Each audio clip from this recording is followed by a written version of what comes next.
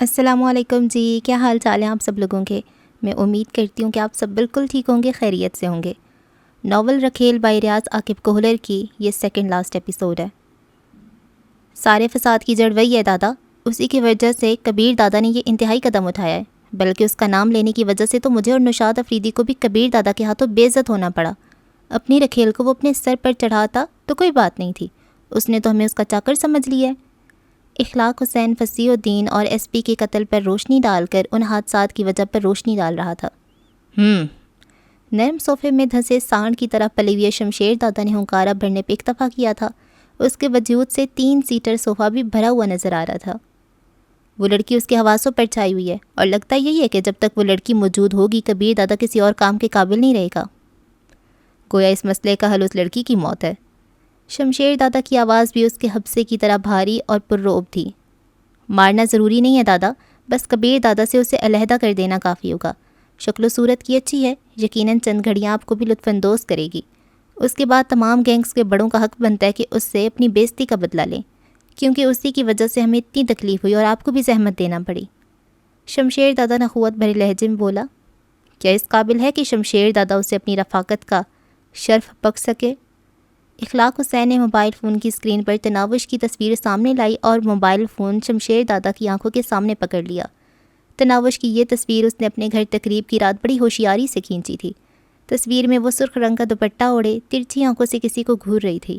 قیمتی موبائل کے طاقتور کیمرے نے اس کے چہرے کی سرخی اور سفیدی کو بھی اصل حالت میں قید کر لیا تھا۔ آنکھوں کی سیاہی اور ہونٹوں کی قدرتی گلابی رنگت نے شمشیر دادا کی آنکھوں میں ہوس کا الاؤ روشن کر دیا۔ اپنے بھینسے جیسے سر اوپر نیچے ہلاتے ہوئے وہ ہوسناک لہجے میں بولا، اس کے ساتھ تو شاید ایک رات بھی کافی نہ ہو۔ اخلاق حسین کے چہرے پر خوش آمدانہ مسکراہٹ نمودار ہوئی۔ شاید ساری زندگی فخر کرتی رہے گی کہ دنیا کے طاقتور انسان کی رفاقت میں اسے 1-2 راتیں گزارنے کا شرف حاصل ہوا۔ کبیر کو تاکید کر دو کہ اسے ساتھ ہی لائے۔ شمشیر دادا شہاب قصوری کی طرف متوجہ ہوا۔ شہاب قصوری جلدی سے بولا، بتا دیا دادا، اور وہ آپ کو ملنے بھی آیا تھا، میں نے کہہ دیا دادا اسے رات کو تقریب ہی میں ملیں گے۔ شمشیر دادا بولا، صحیح کہا، اور آج تو اس کی اچھی خبر لوں گا۔ ایک چھوکری کے لیے باولا ہوتا پھر رہا ہے، کنجر۔ اس دن کے لیے اس کی تربیت کی تھی کہ لڑکی کے پیچھے پڑ کر اپنا مقصد سے غافل ہو جائے۔ یہ لڑکیاں تو بس 1-2 رات ہی کے لیے برداشت کی جا سکتی ہیں، اور فصیح الدین کے قتل کے بدلے تو اسے کافی جرمانہ بھگتنا پڑے گا۔ خاموش بیٹھے نوشاد افریدی نے لقمہ دیا، دادا ہمیں اس لڑکی یا کبیر دادا سے کوئی غرض نہیں، مگر کبیر دادا اس کی وجہ سے ہمارے کام میں بھی رخنہ انداز ہو رہا ہے۔ آج ہم یکجا اور مضبوط ہیں، اگر کبیر دادا کو فوراً لگام نہ ڈالی گئی تو سخت انتشار پھیل جائے گا، اور وہ سلطنت جس کی بنیاد آپ نے رکھی تھی منتشر اور ٹکڑے ٹکڑے ہو جائے گی۔ فکر نہ کرو، اس کے بعد رخنہ انداز نہیں ہوگا۔ اسے اور اس کی رکھیل کو ایسا سبق پڑھاؤں گا جو اتنی جلدی نہیں بھولا کرتا۔ شمشیر دادا کی بات پہ اخلاق حسین اور نوشاد افریدی کے چہرے خوشی سے کھل اٹھے تھے۔ انہیں اپنی منزل بالکل قریب دکھائی دے رہی تھی۔ شہاب قصوری البتہ کسی گہری سوچ میں ڈوبا دکھائی دے رہا تھا۔ دادا نے ملنے سے انکار کر دیا ہے۔ کبیر دادا پاشا کو مخاطب تھا۔ شہاب قصوری کی کوٹھی سے مڑ کر وہ سیدھا گھر ہی آیا تھا۔ پاشا نے خیال ظاہر کیا، وہ آپ پر سخت غصہ ہے، اور ابھی ملنے میں یقیناً اس کا غصہ ٹھنڈا ہونے کا اندیشہ تھا، جبکہ وہ تمام کے سامنے آپ کو سرزنش کرنا چاہتا ہے۔ چلو جتنا غصہ ہے اتارنے دو، ٹھنڈا ہونے کے بعد انہیں اصل بات بتا دوں گا۔ باقی مخالفین کی چال کا توڑ ہم یوں بھی کر چکے ہیں۔ گڑیا کے بارے پوچھنے پر کیا جواب دو گے؟ کر دوں گا کوئی بہانہ۔ کبیر دادا کے لہجے میں اطمینان بھرا تھا۔ اگر تناوش محفوظ تھی تو اسے کوئی غم اور دکھ نہیں تھا۔ شمشیر دادا کے تھپڑ مکوں کا وہ یوں بھی عادی تھا۔ کاشف دادا سے بات ہوئی تھی، انہیں میں نے تفصیلاً سارا قصہ بیان کیا ہے۔ انہوں نے بھی گڑیا کو منظر عام سے ہٹانے کے فیصلے پر اطمینان ظاہر کیا ہے۔ ویسے تم تناوش میں کچھ زیادہ دلچسپی نہیں لینے لگے؟ وہ پگلی بھی ہر وقت بھیا بھیا کرتی رہتی ہے۔ سچ کہوں تو مجھے خود بھی معلوم نہیں کہ ایسا کیوں ہے۔ زبردستی بہن بن گئی اور کوئی ایسا منتر پڑھ کے پھونکا کہ لگتا ہے ماں جائیے۔ راحت خالہ تو اسے دیکھ دیکھ کر جیتی ہے، اور امید یہی ہے کہ 2-3 ماہ کے اندر اس گھر میں آپ سے زیادہ اس کا حکم مانا جائے گا، اور وہ بھی بغیر ناگواری اور کوف ظاہر کیے۔ وہ ایسی ہی ہے یار۔ کبیر دادا کی آنکھوں میں تناوش کا معصوم چہرہ لہرانے لگا۔ مجھ سے تو اب اس کے بغیر جینے کا تصور ہی نہیں کیا جاتا۔ تمہاری بغیرتی کی وجہ سے جو 2 راتیں مجھ پر قیامت بن کر گزریں، وہ میں جانتا ہوں یا میرا خدا۔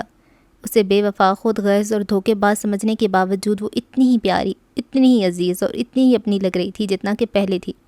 وہ بھلی سی کہاوت ہے نا کہ کسی کے چلے جانے کے بعد اس کی اہمیت کا پتہ چلتا ہے یا مر جانے کے بعد، تو یہی میرے ساتھ بھی ہوا۔ پاشا ہنسا۔ ویسے میری بہنا کہہ تو رہی تھی کہ میرے لیے خود کوئی لڑکی ڈھونڈے گی، اب پتہ نہیں کب اپنے کہے پر عمل کرتی ہے۔ کبیر دادا نے معنی خیز لہجے میں پوچھا، رخسانہ بنت شہاب قصوری کا کیا ہوگا؟ بیچاری ہر تقریب میں تمہارے آگے پیچھے پھر رہی ہوتی ہے۔ وہی جو فرحانہ بنت شاہ جی کا ہوا ہے، اس نے تو اب تک ہمت نہیں ہاری۔ نشاط افریدی کے گھر تقریب میں بار بار آپ کے بارے میں پوچھ رہی تھی۔ آپ کی نسبت سے تو میں اسے کہتا بھی ہوں فرحانہ بھابھی ہوں۔ کبیر دادا مظلومانہ لہجے میں بولا، یقیناً تم اپنی بہن کے ہاتھوں میرا قتل کرانا چاہتے ہو۔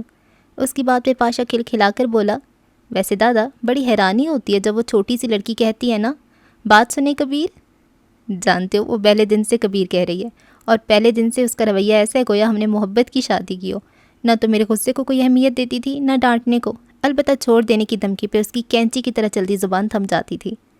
کبیر دادا کے ہونٹوں پہ تناوش کی شوخیاں اور شرارتوں بھری خوبصورت مسکان لے آئی تھی، اور اس کی خدمت، سچ کہوں تو اپنی ماں اور باجی کے بعد یہ پہلی ہستی ہے جو میرے کام اتنی محبت اور خوش دلی سے کرتی ہے۔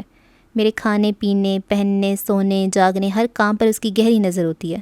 گو میرے پاس ملازموں کی کمی نہیں ہے، مگر اس کی طرح خدمت درجن بھر ملازم بھی سر انجام نہیں دے سکتے۔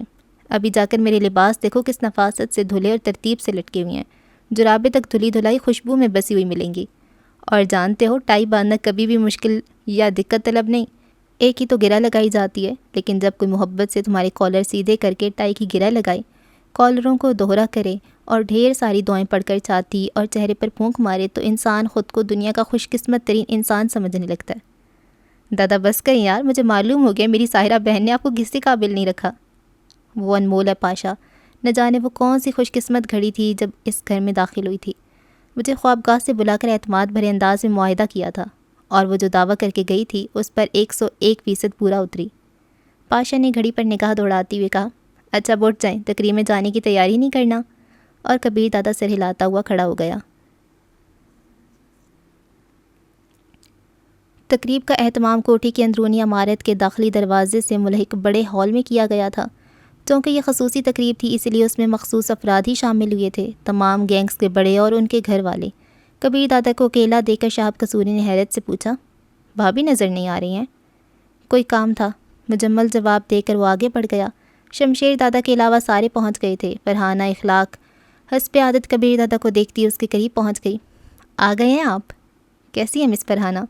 خوش دلی سے اس کے مسافے والے ہاتھ کو تھامتے ہوئے اس نے کاشف کے ساتھ نشست سنبھال لی تھی۔ فرحانہ نے کہا، بالکل ٹھیک ہوں کبیر صاحب، آپ کی نئی نویلی دلہن نہیں نظر آ رہی؟ کیونکہ پرانی ہو گئی ہے نا، کبیر دادا نے کہکا لگایا۔ کاشف راجپوت نے اس کا ساتھ دیا تھا۔ فرحانہ معنی خیز لہجے میں کہنے لگی، تو کوئی نئی ڈھونڈ لیں۔ کبیر دادا ترکی بد ترکی بولا، پہلے والی کے مقدموں سے تو فارغ ہو لوں۔ کاشف کم گو کبیر دادا کو یوں بولتے دیکھ کر حیران ہو گیا تھا، تناوش کا ساتھ اس میں بدتریز تبدیلیاں لا رہا تھا۔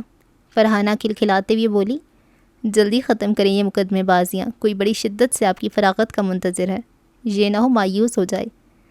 کبیر دادا خوش دلی سے بولا، کوشش کرتا ہوں، آپ بھی دعا کریں۔ اپنا تو دعاؤں سے اعتبار ہی اٹھنے لگا ہے۔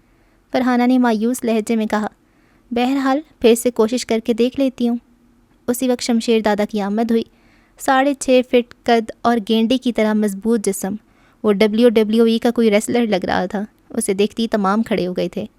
سب سے بے نیاز وہ کبیر دادا کی طرف بڑھا۔ کبیر دادا بھی جلدی سے ہاتھ ملانے کے لیے اس کے قریب پہنچا، مگر یہ قربت اسے مہنگی پڑی تھی۔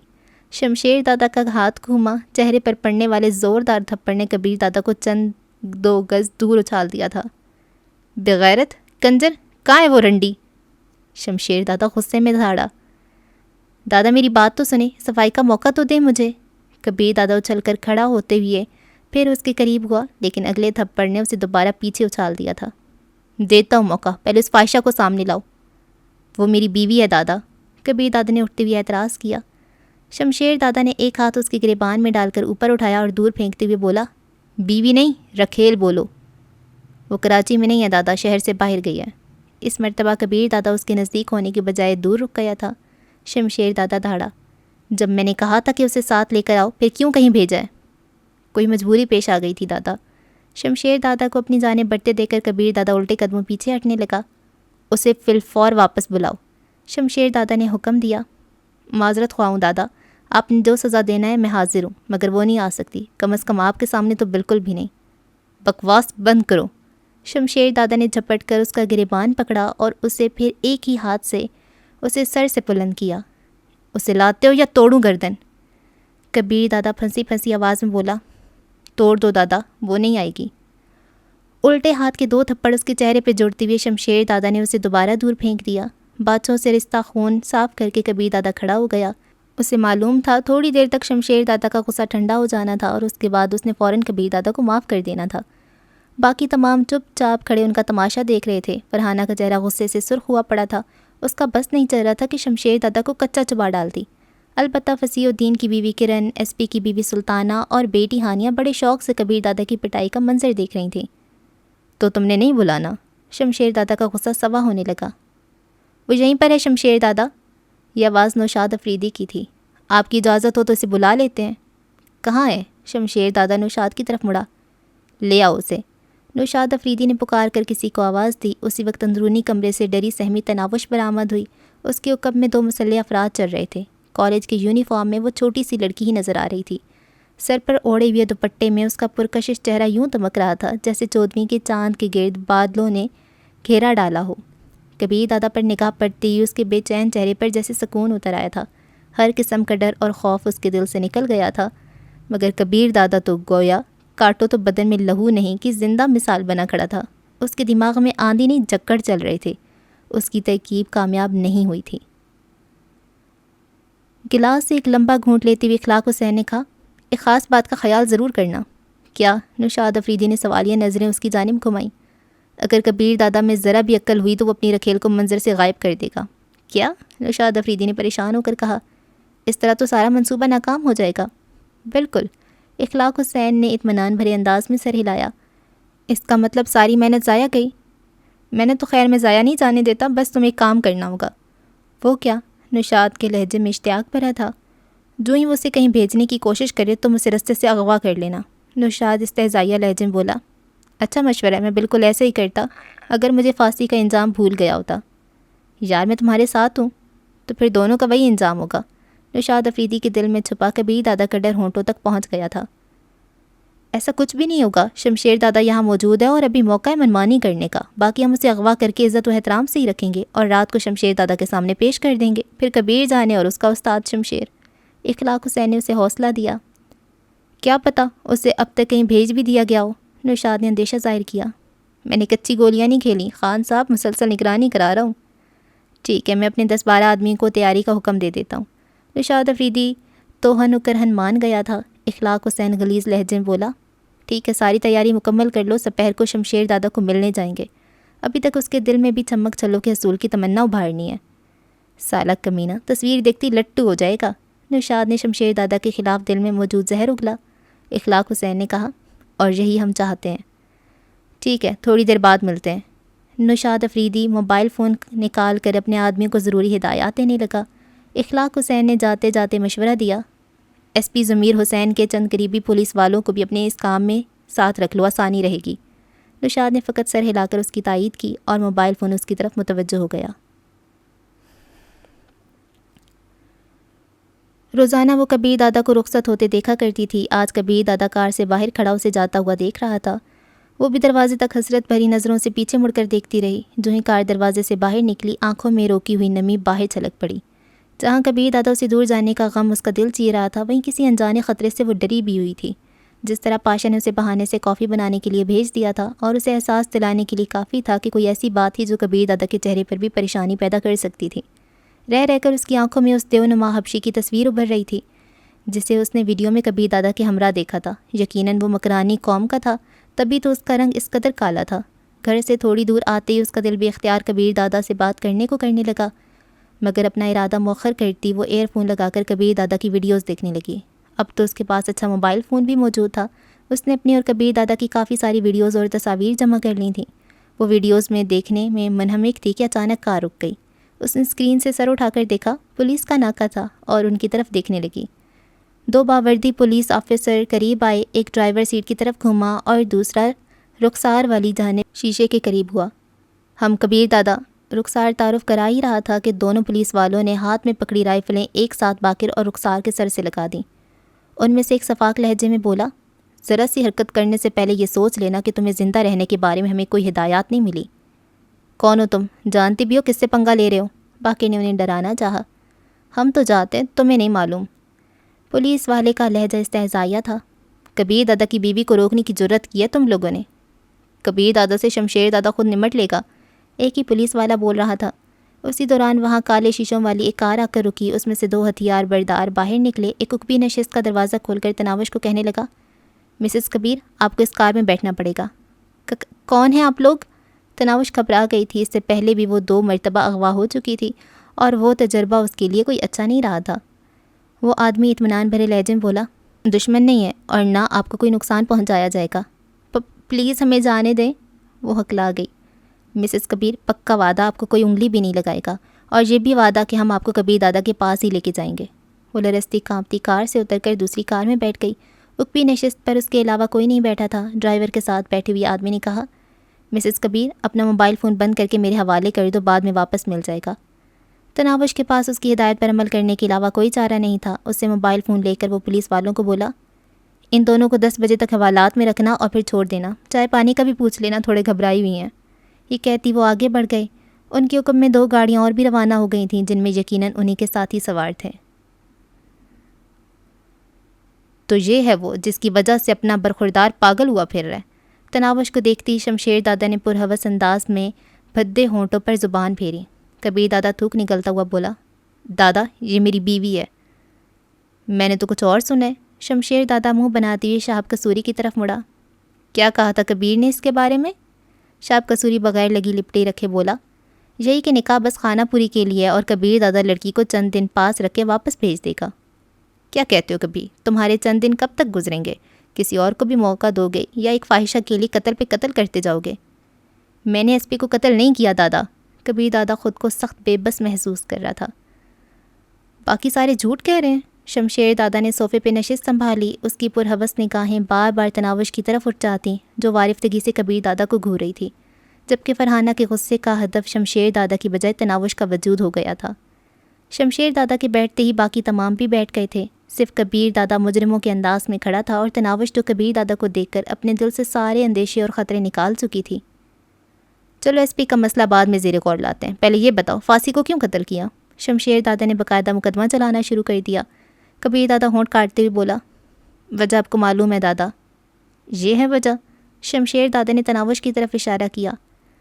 دادا اگر فاسی میری عزت کی طرف ہاتھ بڑھائے گا تو میں چپ نہیں بیٹھ سکتا۔ بند کرو بکواس، شمشیر دادا دھاڑا۔ تمہاری عزت کو تو آج میں وہ عزت دوں گا کہ اسے ہمیشہ یاد رہے گا۔ دادا میری بیوی بے قصور ہے، یہ سارا کیا دھرا میرا ہے، آپ بے شک میرے لیے سزا تجویز کر سکتے ہیں۔ یاد ہے تم نے نوشاد کی رکھیل کو اٹھا کر 3 دن تک اپنے پاس رکھا تھا؟ شمشیر دادا نے اسے یاد دہانی کرائی۔ کبیر دادا جلدی سے بولا، اٹھایا نہیں تھا، وہ خود میرے پاس آئی تھی۔ تو یہ بھی تو خود چل کر فاسی کے پاس گئی تھی۔ اگر اس کے اغوا ہونے کا کوئی ثبوت تمہارے پاس ہے تو پیش کرو۔ میری بیوی جھوٹ تو نہیں کہے گی؟ کبیر دادا گڑبڑا گیا تھا۔ شمشیر دادا زہر خند لہجے میں بولا، جو عورت کسی غیر مرد کے پاس چل کر جائے گی، کیا وہ اپنے شوہر کے سامنے اقرار کر لے گی کہ ہاں وہ اپنی مرضی سے منہ کالا کرانے گئی تھی؟ مجھے گھر سے زبردستی لے کر گئے تھے۔ اچانک تناوش کی گلوگیر آواز ابھری، میں قسم کھاتی ہوں میں کسی کے ساتھ مرضی سے نہیں گئی تھی۔ ہا ہا ہا، شمشیر دادا کا کہکا ابھرا، یہ تو بولتی بھی ہے، میں نے سوچا صرف ناز و ادا کے جلوے ہی دکھاتی ہوگی۔ کبیر دادا تناوش کو چپ رہنے کا اشارہ کرتے ہوئے شمشیر دادا کی طرف متوجہ ہوا۔ یہ سچ کہہ رہی ہے دادا، جس وقت میں فاسی کے بنگلے پر پہنچا وہ اس کے ساتھ زبردستی کر رہا تھا، اور اس بات کی گواہی میرے محافظ امتیاز عظیم اور بخش بھی دیں گے۔ شمشیر دادا بے پرواہی سے بولا، تمہارے ملازموں کی گواہی کی کوئی اہمیت نہیں ہے۔ اگر یہ فاسی کے پاس اپنی مرضی سے گئی تھی تو اس کا صاف مطلب یہی ہے کہ یہ بد کردار ہے، اور ایسی عورتیں کسی ایک پر اکتفا نہیں کرتیں۔ اسے فاسی کے علاوہ بھی تو کسی کے پاس جانا چاہیے تھا، صرف فاسی ہی تو یوسف ثانی نہیں تھا۔ کبیر دادا کی رکھیل بننے سے پہلے یہ میرے آدمی دلاور شیخ کی رکھیل تھی، اور اس کی وساطت سے یہ میرے گینگ کے قریباً درجنوں بھر آدمیوں کو تو نواز چکی تھی۔ بلکہ جس دن کبیر دادا نے اسے اپنی رکھیل بنایا، اس رات بھی یہ میرے ایک آدمی خاور شیخ کے گھر موجود تھے۔ اسے وہیں سے پکڑ کر کبیر دادا گھر لے کے آیا تھا، اور اس فاحشہ کا غصہ اس نے بیچارے خاور شیخ پہ نکالا اور اسے قتل کر دیا۔ اخلاق حسین نے جھوٹ کرتے ہوئے بہت تعینات کا تو مار کر دیا تھا۔ جھوٹ بول رہا ہے، الزام لگا رہا ہے، اسے اللہ پاک کا بھی خوف نہیں ہے۔ تناوش رو پڑی تھی. اس نے سوچا بھی نہیں تھا کہ بھری محفل میں اس کی ذات پر اتنے گھناؤنے الزامات لگائے جائیں گے. اسے روتے دیکھ کر کبیر دادا تڑپ اٹھا تھا. بے اختیار وہ اس کے قریب ہوا. روتے نہیں ہے چندا، سب ٹھیک ہو جائے گا. میں ہوں نا تمہاری پاکیزگی اور عصمت کی گواہی دینے والا. دبے لہجے میں اسے تسلی دیتی ہوئی کبیر دادا جیب سے رومال نکال کے اس کے آنسو صاف کرنے لگا. فرحانہ یہ منظر دیکھ کر جل بھن گئی تھی. شمشیر دادا طنزیہ لہجے میں بولا، کبھی تمہارا یہ عمل ثابت کرے کہ ان لوگوں کی بات بالکل درست ہے. تم اس خوبصورت فاحشہ کے مکمل بس میں ہو اور یہ تمہیں اپنی مرضی سے چلاتی ہے. کبیر دادا پر اعتماد لہجے میں بولا، دادا یہ میری بیوی ہے، اسے نکاح پڑھا کے گھر لایا ہوں. اس کی عزت کی حفاظت کرنا میری ذمہ داری ہے اور میں ذمہ داریوں سے آنکھیں نہیں چرایا کرتا. اچھے مکالمے بول لیتے ہو، مگر تمہیں یہ بھول گیا ہے کہ اس پر 2 گروپوں کے بڑوں کے قتل کا الزام ہے. گو اس نے خود قتل نہیں کیا مگر اس کی وجہ سے قتل ہوئی ہیں اور اس کا حساب کتاب تو اسے دینا پڑے گا. پھانسی کو میں نے قتل کیا ہے. اگر آپ بضد ہو کہ ایس پی کو بھی میں نے مارا ہے تو اصولاً مجھے سزا دینا بنتا ہے. آپ سزا کا اعلان کریں، مجھے بغیر سنے ہر سزا قبول ہے، لیکن میری بیوی کو جانے دیا جائے. یہ لڑکی آج کی رات میرے ساتھ ہوگی اور اس کے بعد ایک ایک رات ہر گینگ کے بڑے کے ساتھ گزارے گی. تمام کو بھگتانے کے بعد اگر تم اسے رکھنا چاہو تو مرضی، ورنہ کوئی نہ کوئی سرکھیل بنا ہی لے گا. ایس پی اور پھانسی کے بیگمات کو 15 کروڑ ہرجانہ دو گے اور ہاتھ باندھ کر ان سے معافی مانگو گے. شمشیر دادا نے سزا کا اعلان کیا. آپ زیادتی کر رہے ہیں دادا، میری بیوی سزا کا حصہ نہیں بنے گی. میں 15 کروڑ کی بجائے 20 کروڑ دونوں بیواؤں کو دوں گا. معافی بھی مانگوں گا مگر میری بیوی کو کوئی ہاتھ بھی نہیں لگائے گا. تم میرے فیصلے سے انحراف کر رہے ہو کبیر. شمشیر دادا کا چہرہ غصے سے سرخ ہو گیا تھا. ہاں کیونکہ آپ زیادتی کر رہے ہیں میرے ساتھ. شمشیر دادا دھاڑا. تمہارے باغیانہ رویے کے پیچھے بھی اس فاحشہ کا ہاتھ ہے اور اب تم اسے بالکل بھی معاف نہیں کر سکتا. میری زندگی میں تو اسے کوئی ہاتھ نہیں لگا سکتا. کبیر دادا کھل کر سامنے آ گیا تھا. اخلاق حسین نے ساتھ بیٹھے نوشاد کے کان میں سرگوشی کی. کہا تھا نا یہ خبیث باولا ہوا ہے اس فاحشہ کے پیچھے. تم اپنے حواس میں نہیں لگتے. شمشیر دادا کے لہجے میں غصے سے زیادہ حیرانی تھی. اس کے گمان میں بھی نہیں تھا کہ کبیر کسی لڑکی کی وجہ سے اسے یوں مخاطب بھی ہو سکتا ہے. دادا سزا کا حقدار میں ہوں، یہ معصوم نہیں. یہ 5 وقت کی نمازی ہے. کیا آپ کو اس کی حلیے سے لگتا ہے کہ یہ اتنی گری ہوئی حرکت کرے گی؟ یہ بیچاری تو یہاں بیٹھے ہوئے افراد میں کسی کو جانتی تک نہیں. باقی اخلاق حسین کی بکواس کے بارے میں یہی کہوں گا کہ بیوی کی پارسائی کا گواہ اس کا شوہر ہوتا ہے اور میں اپنی بیوی کی پارسائی کے لیے بڑی سی بڑی قسم کھانے کو تیار ہوں. مجھے مکالمہ بازی نہیں، جواب چاہیے. شمشیر دادا پر اس کی بات کا ذرا بھر اثر نہیں ہوا تھا. یوں بے تناوش کو دیکھنے کے بعد شمشیر دادا کے اندر کا شیطان جاگ گیا تھا. وہ اس کے ساتھ تنہائی میں وقت گزارے بغیر نہیں رہ سکتا تھا. تو جواب یہ ہے شمشیر دادا کہ آپ کو ہمارے مسئلے میں بولنے کا کوئی حق نہیں. آپ ہمارے انڈیا سے آئے ہوئے مہمان ہیں. یہاں سے جاتے وقت آپ شاب قصوری کو بڑا بنا گئے تھے. آپ آج ہماری مہمان نوازی سے لطف اندوز ہوں. آپ کے جانے کے بعد اس معاملے کا فیصلہ شاب قصوری صاحب کرے گا. ہا شمشیر دادا کی منہ سے کہکا برآمد ہوا. ہماری بلی ہم ہی کو میاؤں. دادا کیا میری بات اصولاً غلط ہے؟ کبیر دادا حجت بازی پہ اتر آیا تھا. بالکل بھی نہیں. شمشیر دادا طنزیہ لہجے میں بولا. تم صحیح بکواس کر رہے ہو. باقی تم لوگوں سے تعلق جوڑنا کون سا مشکل ہے؟ یہ کہتی وہ شاب قصوری کی طرف متوجہ ہوا. شاب قصوری، میں تم سے تمام گینگز کی سربراہی لینے کے لیے مقابلے کی دعوت دیتا ہوں. تم میدان میں آ کر اپنے عہدے کا دفاع کر سکتے ہو. شاب قصوری نے کھڑے ہو کر سر کھجایا. شمشیر دادا، میں آپ کے حق میں اس عہدے سے دستبرداری کا اعلان کرتا ہوں. ابھی سے میں بس اپنی گینگ کا سربراہ ہوں اور اپنے گینگ کا بڑا ہونے کے ناطے آپ سے وفادار رہنے کا حلف دیتا ہوں. شمشیر دادا نے وہاں بیٹھے بقیہ بڑوں کی طرف نظر گھمائی. سب سے پہلے اخلاق حسین نے کھڑے ہو کر شمشیر دادا کی ساس وفاداری کا حلف اٹھایا. اس کے بعد نوشاد افریدی اور پھر باری باری تمام نے حلف کے الفاظ دہرا دیے. شمشیر دادا نے استہزائی انداز میں کہا، اب کیا کہتے ہو کبیر دادا؟ کبیر دادا اطمینان بھرے لہجے میں بولا، ایک ممبر رہ گیا دادا. تو اسی ممبر سے پوچھ رہا ہوں. شمشیر دادا نے ایک ایک لفظ چباتے ہوئے کہا تھا. میں آپ کو تمام گینگز کا سربراہ ماننے سے انکار کرتا ہوں اور خود تمام گینگز کا بڑا بننے کا اعلان کرتا ہوں. اس زمن میں اگر آپ کے علاوہ کسی کو اعتراض ہے تو مجھ سے مقابلہ کرنے کے لیے آ سکتا ہے. کبیر دادا نے یہ کہتی تمام پر سرسری نگاہ دوڑائی مگر کسی نے باہر آنے کی کوشش نہیں کی تھی. ہاں نوشاد خان افریدی. کبیر دادا نے نوشاد افریدی کی آنکھوں میں جھانکا مگر وہ نظریں چرا گیا. اور تم اخلاق حسین شاہ. اس مرتبہ کبیر دادا نے اپنے دوسرے مخالف کو آواز دی مگر وہ بھی خاموش بیٹھا رہا. اب فیصلہ آپ کے اور میرے درمیان ہوگا دادا. کبیر دادا اس مرتبہ خود کو حیرانی سے گھورتے شمشیر دادا کی طرف متوجہ ہوا. تم اس چھوکری کے لیے جان دو گے؟ شمشیر دادا اس کی للکار پہ ششتر رہ گیا تھا. کبیر دادا اطمینان سے بولا، اس لڑکی کے لیے جو کچھ میں کر سکتا ہوں اس میں سب سے کم درجہ بات جان دینا ہے. اگر جینے سے تنگ آ گئے ہو تو مجھے کیا اعتراض ہو سکتا ہے؟ شمشیر دادا شہاب قصوری کی طرف متوجہ ہوا۔ مقابلے کے لیے جگہ خالی کراؤ۔ کبیر دادا کے تابوت میں تو سمجھو آخری کیل ٹھک گئی۔ اخلاق حسین نے مطمئنہ انداز میں ساتھ بیٹھے نوشاد کو کہا۔ نوشاد افریدی نے اس بات میں سر ہلاتے ہوئے فخریہ لہجے میں کہا، ٹکر لینے چلا تھا شاہ جی اور افریدی سے۔ ویسے میں آخری وقت میں اسے بتا تو دوں کہ کس کی وجہ سے مرنے والا ہے۔ اخلاق حسین اٹھ کر کبیر دادا کی طرف بڑھ گیا۔ کبیر دادا تناوش کو تسلی دینے کی کوشش کر رہا تھا۔ اسے اپنی طرف آتے دیکھ کر اس کی طرف متوجہ ہوا۔ اخلاق حسین نے اس کے قریب پہنچتے ہی بغیر کسی تمہید کے دبے لہجے میں بات شروع کر دی۔ کبیر دادا، یاد ہے نا اس لڑکی کی وجہ سے تم نے میری اور نوشاد کی توہین کی تھی، میرے خاص آدمیوں کو موت کے گھاٹ اتار دیا اور اس کے محلے میں میرے آدمیوں کا داخلہ بھی بند کرا دیا، تو تمہارا کیا خیال تھا میں خاموش بیٹھا رہتا؟ لے آج تمہارا بندوبست بھی ہو گیا۔ اور یہ بھی سن لے، تمہاری بلبل کو ہم نے اغوا کرا کے پھانسی کے گھر پہنچایا تھا، وہ واقعی بے قصور تھا، اور ایس پی کو بھی میں نے اور نوشاد نے قتل کرایا ہے۔ باقی بھابھی کی فکر نہ کرنا، اسے سنبھالنے والے بہت ہیں یہاں پر۔ اخلاق حسین، اگر زندہ رہا تو تمہارا حساب ضرور چکتا کروں گا۔ زندہ رہے نہ تو یوں بھی اب یہ ممکن نہیں رہا۔ اخلاق حسین اسے یاد دہانی کراتا ہوا بولا، اگر تم یہ سمجھ رہے ہو کہ شمشیر دادا تمہیں قتل نہیں کرے گا تو یاد رکھنا، اس مقابلے میں ہارنے والے کو اگر جیتا ہوا شخص زندگی کی بھیک دے بھی دے تب بھی وہاں پر موجود کوئی بھی شخص اسے گولی مارنے کا حق رکھتا ہے، اور یقیناً تمہارے سر میں گولی اتارتے ہوئے مجھے خوشی ہوگی۔ یہ کہتی بھی وہ گھبرائی تناوش کی طرف متوجہ ہوا۔ کیا خیال ہے بھابھی؟ کبیر دادا نے اسے گھورنے پہ اکتفا کیا تھا۔ وہ طنزیہ ہنسی ہونٹوں پہ سجائے واپس مڑ گیا۔ یہ سب میری وجہ سے ہو رہا ہے، نہ میں آپ کی زندگی میں آتی نہ آپ پر یہ کڑا وقت آتا۔ کبیر دادا چاہت بھرے لہجے میں بولا، اس بیکار زندگی میں ایک تم ہی تو ٹھنڈی ہوا کا جھونکا بن کر آئی ہو۔ چندہ، تمہارے ساتھ گزرا ایک ہفتہ مجھے کئی صدیوں کی زندگی سے عزیز ہے۔ وہ سسکی، کبیر میں ڈری ہوئی ہوں، مجھے اپنی آغوش میں بھر کر یہاں سے کہیں دور لے جاؤ، یہ اچھے لوگ نہیں ہیں۔ وہ اعتماد سے بولا، کبیر کی زندگی میں تو میری جان کو کوئی ہاتھ نہیں لگا سکتا۔ اس نے سراسیمہ لہجے میں پوچھا، اور اگر آپ کو کچھ ہو گیا تو؟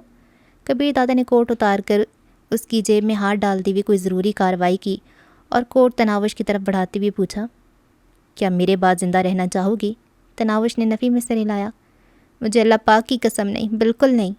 وہ زخمی لہجے میں بولا، کوٹ کی اندرونی جیب میں موجود پستول میں نے کاک کر دیا ہے، اگر میں زندہ نہ بچ پاؤں تو سر پہ رکھ کے ٹریگر دبا دینا۔ کیسا نہیں ہو سکتا، یہ جو ہفتے بھر کا وقت ہم نے اکٹھے گزارا ہے اسے آپ بھلا دیں۔ یاد ہے وہ لڑکی جو ہمیں شاپنگ کرتے وقت ملی تھی؟ اس کی آنکھوں میں نے آپ کے لیے بہت ساری محبت دیکھی تھی۔ آپ میرے بعد اس سے شادی کر لینا اور سارے گندے کام چھوڑ دینا۔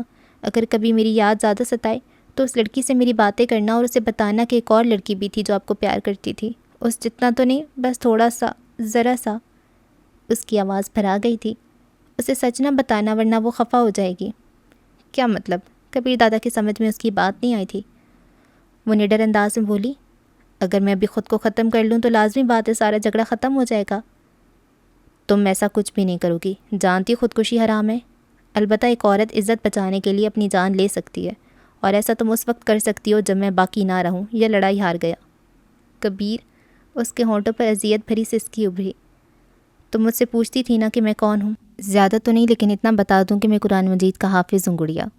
5 سال کی عمر سے لے کر 15 سال کی عمر تک کا وقت میں نے مدرسے اور مسجد میں گزارا ہے، اور پھر حافظ عبدالکبیر علی خان کو حالات نے کبیر دادا بننے پہ مجبور کر دیا۔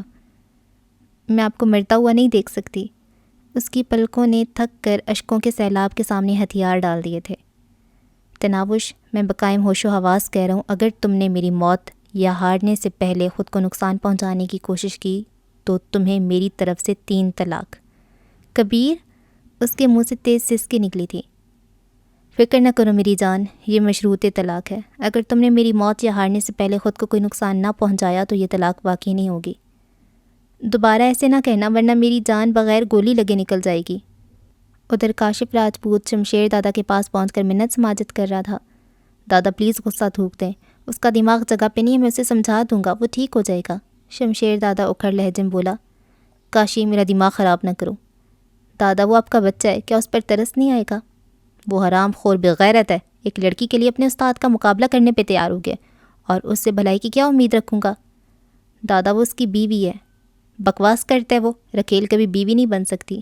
دادا، شمشیر دادا نے کاشف کی بات سننا گوارا نہیں کیا تھا۔ دفع ہو جاؤ کاشی، یہ نہ اس بغیرت سے پہلے تمہارا نمبر لگا دوں، مجھے کسی کمینے کی ضرورت نہیں ہے۔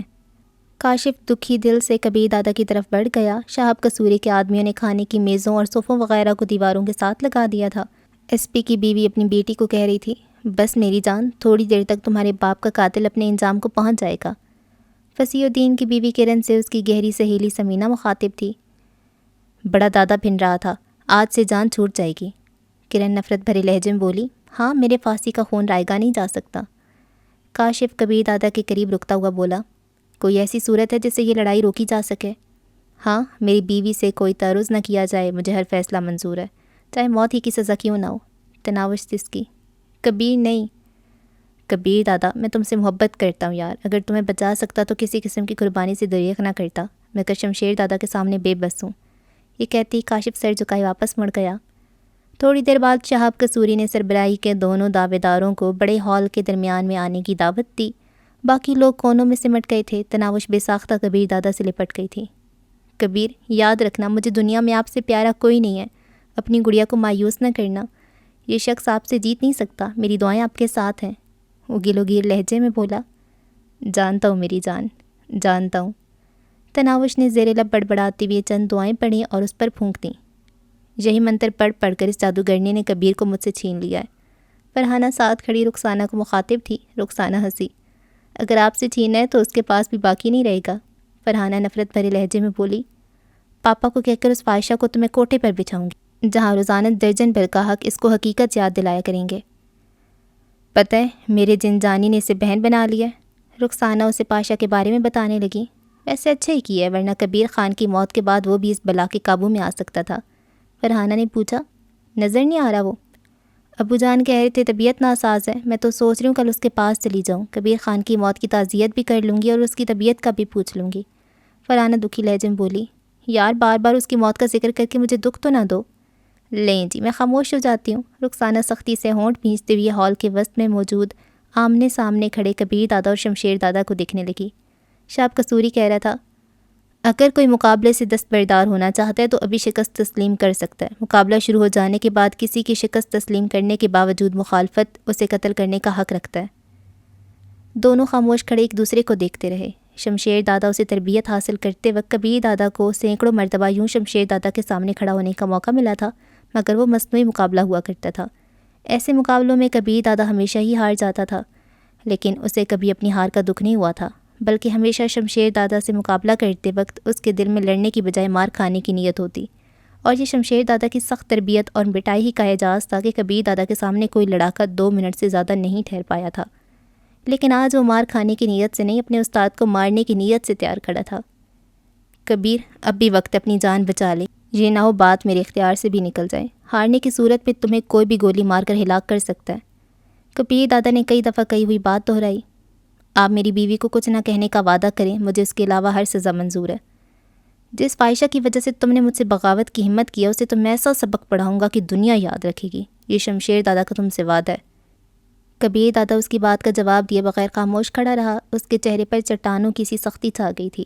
شمشیر دادا کے دل سے قدر کرنے والے کے دل سے ایک دم وہ عزت و احترام رخصت ہو گیا تھا۔ جو شخص اس کی تناوش کی عزت کا دشمن ہو سکتا تھا، وہ اسے قابل احترام نہیں سمجھ سکتا تھا۔ شروع کرو۔ شہاب قصوری آواز گویا طبل جنگ تھا، جس کے بعد فریقین ایک دوسرے کو نقصان پہنچانے کے حقدار ہو گئے تھے۔ حاضرین میں فقط تناوش تھی، جس کے لب مسلسل مناجات کے ورد میں مصروف تھے۔ چند گھنٹے پہلے وہ عارضی جدائی پر رو رہی تھی اور اب دائمی جدائی سر پر آن کھڑی تھی۔ یا اللہ پاک، تو نے ہمیشہ میرے پیاروں کو چینا ہے، میں نے گلے بھی کیے، شکوے شکایات بھی کی، تیری بارگاہ کے علاوہ کوئی جگہ ہی نہیں تھی جہاں شنوائی ہو سکتی ہو، مگر میری دعائیں رد گئیں۔ اے اللہ، میری دعا کو رد نہ کرنا۔ اے اللہ پاک، میں جانتی ہوں تیری بے نیاز ذات کو کسی کی پرواہ نہیں، لیکن عاجزوں کی دعا بھی تو فقط تو ہی سنتا ہے۔ تیرے ہی قبضے قدرت میں ساری طاقتیں اور ساری قوتیں ہیں، میرے مالک، ساری بڑائیاں تجھ ہی اور سزاوار ہیں۔ اے قوتوں، طاقتوں اور بڑائیوں کے مالک، اے اکبر، اے کبیر ذات، میں اپنے عبدالکبیر کے لیے جھولی پھیلا رہی ہوں، میری جھولی کو خالی نہ لوٹانا۔ اے اللہ پاک، مجھ سے سب کچھ چھین لے، مگر میرا عبدالکبیر میری خالی جھولی میں ڈال دے۔ اے اللہ پاک، تو سنتا ہے، تو جانتا ہے، تو دلوں کے حال سے واقف ہے نا، میرے دکھی دل کی پکار سن لے۔ میں جانتی ہوں میرا عبدالکبیر بہت گنہگار ہے، خطا کار ہے، لیکن میں وعدہ کرتی ہوں اسے تیرا فرما بردار بندہ بناؤں گی، اسے سارے ناجائز کام چھڑا دوں گی۔ اے اللہ پاک، ایک موقع تو دے دے، مجھے تھوڑی سی مہلت تو دے دے۔ سنا ہے تو رونے والوں کو جلدی دیتا ہے، دیکھ لے میں رو رہی ہوں۔ سنا ہے تو دکھی دلوں کی پکار خالی نہیں لوٹاتا۔ میرے مالک میرا دل دکھ سے بھرا ہوا ہے۔ اے سب کی سننے والے میری دعا قبول کر، اے دینے والے مجھے عبدالکبیر دے دیں یا اللہ پاک۔ وہ لرزتے ہونٹوں، سسکتے لہجے، آنکھوں میں آنسو اور دکھی دل کے ساتھ اپنے مالک کے ساتھ ہم کلام رہی۔ اس کی دھندلائی ہوئی نظریں مضبوط جسامت والے لمبے تڑنگے کبیر دادا پر گڑی تھیں تو شمشیر دادا کے سامنے بچہ نظر آ رہا تھا۔ اس وقت کاشف راجپوت بہرام پاشا کو پیغام لکھ رہا تھا، پاشا اگر اپنے استاد کا آخری دیدار کرنا چاہتے ہو تو آ جاؤ۔ شمشیر دادا اور وہ آمنے سامنے کھڑے ہیں اور اس کی وجہ وہی ہے، یعنی تمہاری چھوٹی بہن۔ شاید یہ جاننا بھی تمہارے لیے باعث اذیت ہو کہ اسے نوشاد افریدی پارٹی پکڑ کر یہیں لے آئے ہیں۔ اس نے پیغام بھیجنے کا بٹن دبایا اور اس وقت شمشیر دادا نے اپنا لمبا بازو گھماتے ہوئے کبیر دادا پہ حملہ کر دیا تھا۔ بھاری بھرکم جسامت کے باوجود وہ کسی چیتے کی طرح پھرتیلا تھا۔ یہی لڑنے کی صلاحیت ہی تو تھی جس کی بدولت اس نے بمبئی جیسے شہر میں اپنی دھاک بٹھا دی تھی۔ تھوڑی دیر پہلے مسلسل اس کے تھپڑ کھانے والے کبیر دادا نے ایک دم جھک کر اس کا وار خطا کیا اور اپنا دائیاں مکہ زوردار انداز میں اس کی پسلیوں کے نیچے پیٹ میں رسید کر دیا، مگر اس کا پیٹ شاید فولاد کا بنا ہوا تھا۔ کبیر دادا کو یقین تھا اگر وہ مکہ کسی دوسرے آدمی کے پیٹ میں اسی شدت سے پڑتا تو مضروب کی جان لینے کے لیے کافی تھا، لیکن شمشیر دادا ٹس سے مس نہیں ہوا تھا۔ مکہ مارنے کے ساتھ کبیر دادا رکا نہیں تھا، بلکہ اس نے تیز رفتاری سے 3-4 مکے اسی جگہ پہ جڑ دیے تھے۔ اس کی مکوں کو کوئی اہمیت نہ دیتے ہوئے شمشیر دادا نے دوبارہ ہاتھ گھمایا اور اس دفعہ کبیر دادا بچ نہیں پایا تھا۔ چھاتی میں لگنے والے مکے نے اسے فرش پہ اچھال دیا تھا۔ اس نے تیزی سے اٹھنے کی کوشش کی، مگر شمشیر دادا نے اس سے پہلے فٹ بال کو لات مارنے کے انداز میں اس کے دائیں پہلو کو ٹھوکر کا نشانہ بنایا اور وہ 3-4 گز دور جا گرا۔ اس کے پہلو میں شدید درد شروع ہو گیا تھا وہیں، مگر گرے پڑے رہنے کا نتیجہ اسے دوسری ناقابل برداشت چوٹ کی صورت میں مل سکتا تھا۔ شمشیر دادا کے قریب پہنچنے سے پہلے وہ اچھل کر کھڑا ہوا۔ اس وقت شمشیر دادا قریب پہنچ گیا تھا۔ اس کے سر کی بھرپور ٹکر کبیر دادا کی چھاتی میں لگی اور وہ اچھل کر دیوار کی جڑ میں جا گرا۔ اسے سانس لینے میں دشواری محسوس ہونے لگی تھی۔ سر جھٹکتے ہوئے وہ اٹھا۔ اس وقت تک شمشیر دادا نے قریب پہنچ کر اسے ایک ہی ہاتھ سے اٹھا کر سر سے بلند کر کے دیوار سے اس کی پیٹھ لگا دی تھی۔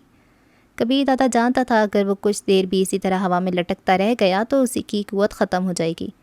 اپنی ٹانگ گھٹنے سے موڑ کر اس نے شمشیر دادا کی تھوڑی پر وار کرنا چاہا، جسے شمشیر دادا نے دوسرے ہاتھ سے روک دیا، لیکن اس دوران کبیر دادا دونوں ہاتھوں سے زور لگا کر اپنا گلا اس کے جناتی گرفت سے چھڑا چکا تھا۔ پاؤں نیچے لگتے ہی کبیر دادا نے سر کی زوردار ٹکر شمشیر دادا کی چھاتی میں رسید کی۔ وہ بے اختیار پیچھے ہوا، لیکن اگلے لمحے اس کی زوردار کک نے کبیر دادا کو دوبارہ دیوار سے ٹکرانے پہ مجبور کر دیا۔ شمشیر دادا نے اسے کک پہ اکتفا نہیں کیا تھا، کبیر دادا کے سنبھلنے تک وہ اس پہ مکوں کی بارش برسا چکا تھا۔ بڑی مشکل سے کبیر دادا نے نیچے بیٹھ کر ان مشینی مکوں سے جان چھڑائی اور زکند لگا کر دیوار سے دور ہو گیا۔ مگر اب شمشیر دادا کا پارا بلند ہو چکا تھا۔ کبیر دادا کو ایک مکے کے جواب میں 3 مکے کھانے پڑتے۔ مسلسل مار کھا کر کبیر دادا لہو لہان ہو چکا تھا۔ اس کے چہرے اور جسم سے رستا ہوا خون تناوش کو اس کی دعاؤں کے رد جانے کی بری خبر سنا رہا تھا۔ باپ اور بھائی کی موت کے بعد شاید شوہر کی موت کا دکھ دیکھنا بھی اس کے نصیب میں لکھا تھا۔ کبیر دادا کو لگنے والی ہر چوٹ اس کے دل پہ لگ رہی تھی۔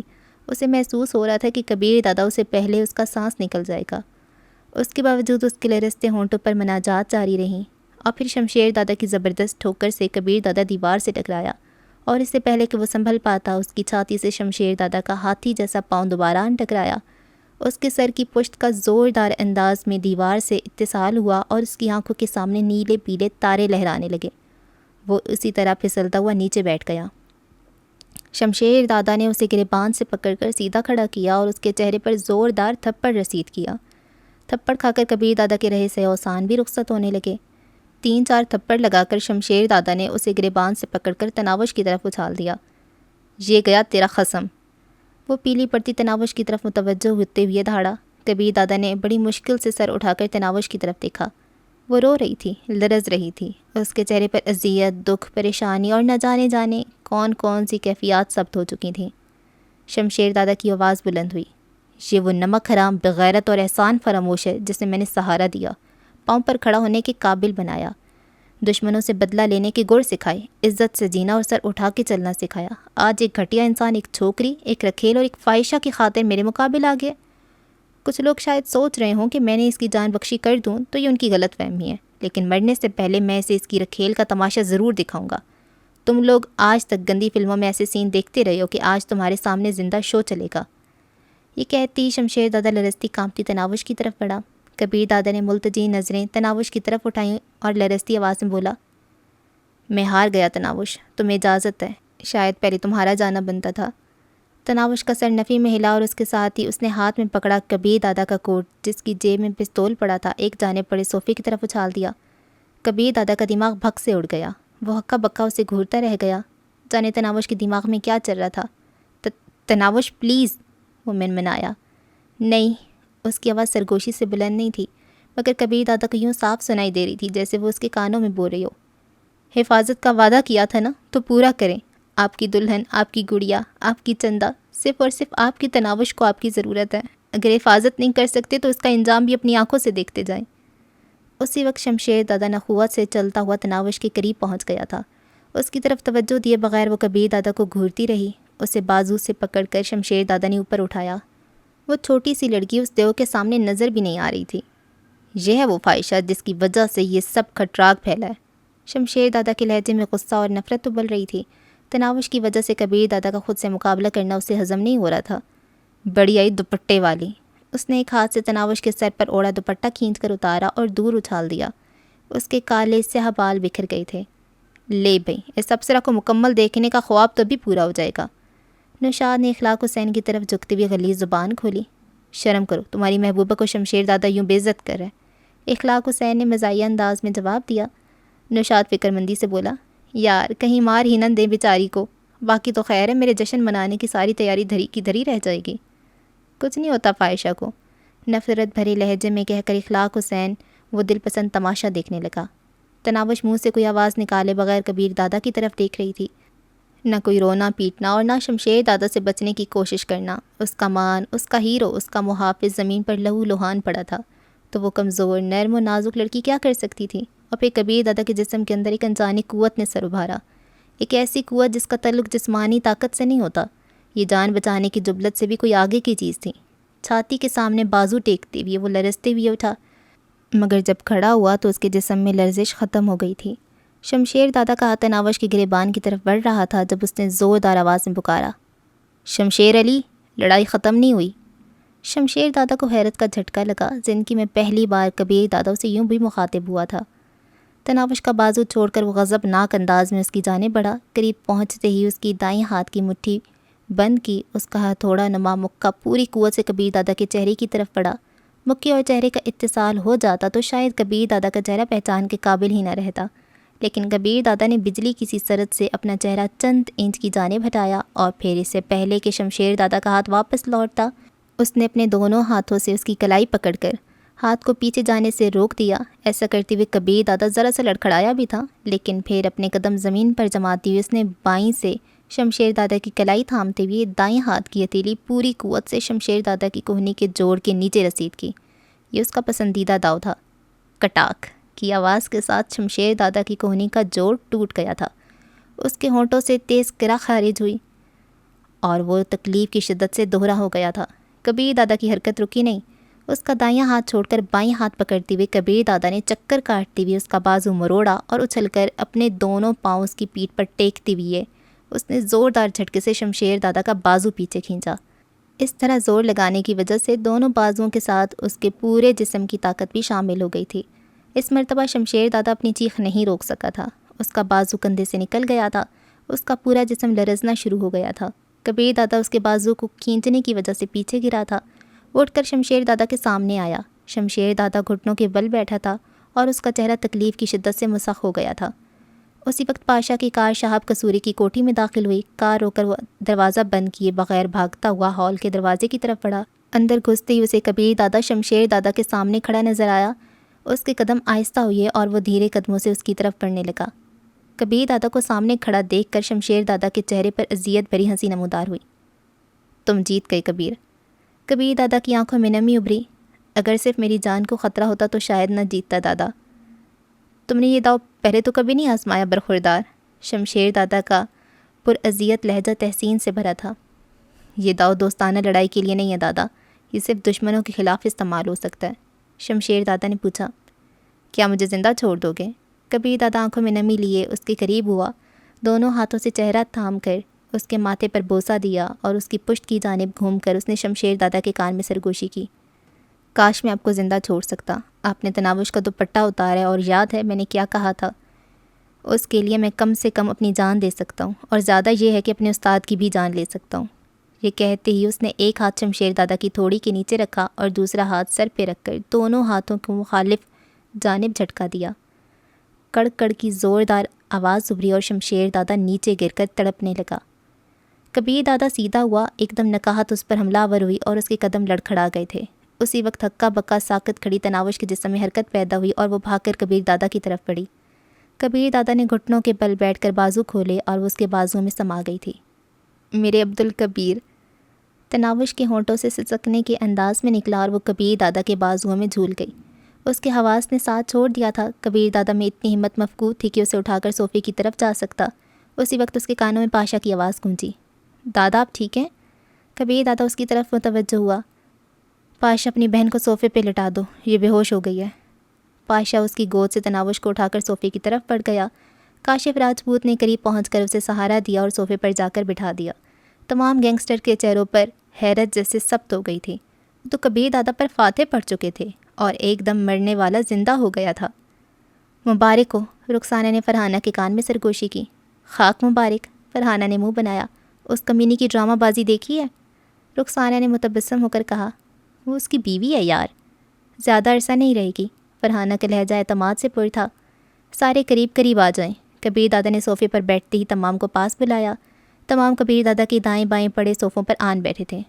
تم دونوں کھڑے ہو جاؤ۔ کبیر دادا نے نوشاد اور اخلاق کو اشارہ کیا جو اپنے خشک ہوتے ہونٹوں کو بار بار تر کر رہے تھے۔ تھوک نگلتے ہوئے دونوں کھڑے ہو گئے تھے۔ اسی وقت تناوش آنکھیں کھولتی ہوئی اٹھ بیٹھی تھی۔ سر پر دوپٹہ لپیٹ کر وہ بھاگ کر کبیر دادا کے قریب پہنچی اور بے باکی سے اس کے ساتھ جڑ کر بیٹھ گئی۔ کبیر دادا اس کی طرف توجہ دیے بغیر اخلاق حسین اور نوشاد کی طرف متوجہ ہوا۔ مسٹر اخلاق حسین شاہ، اب ذرا تفصیل سے تمام واقعے پہ روشنی ڈالیں۔ وہ کبیر دادا، میں نے تو بس، اس نے ہکلا کے کوئی بہانہ گھڑنا چاہا، مگر اس کی بدقسمتی کہ وہ تھوڑی دیر پہلے خود اعتراف کر چکا تھا۔ اس کے تو وہم و گمان میں بھی نہیں تھا کہ کبیر دادا بچ جائے گا۔ ان کی امیدوں کے مرکز شمشیر دادا کی لاش کو شہاب قصوری کے آدمی اٹھا کر باہر لے جا رہے تھے۔ تناوش نے میز پر پڑے پانی کی جگ سے اپنے دوپٹے کو گیلا کیا اور کبیر دادا کے ماتھے، گالوں اور کانوں پر لگا خون صاف کرنے لگی۔ اسے نہ تو وہاں پر موجود عورتوں سے کوئی شرم محسوس ہو رہی تھی اور نہ مردوں ہی کی کوئی پرواہ تھی۔